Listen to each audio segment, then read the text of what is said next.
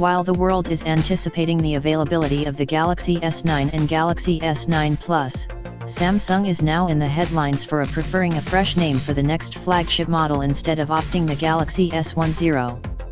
The South Korean company isn't set for a different name altogether, albeit it is reportedly in plans to scrap the numeric naming scheme that has been adopted since the launch of the Galaxy S2 back in May 2011.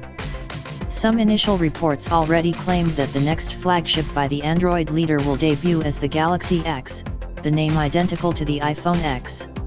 Samsung Mobile chief DJ Koh, while speaking to reporters at a press conference at Mobile World Congress, MWC, 2018 in Barcelona, suggested that the existing naming scheme might be upgraded for the next Galaxy series flagship.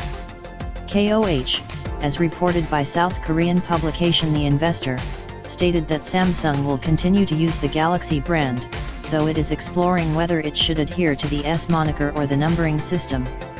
If we look at some ongoing rumors, Samsung is preparing a new smartphone with a foldable display that will debut as the Galaxy X. This might be the next Galaxy S handset by the Korean giant.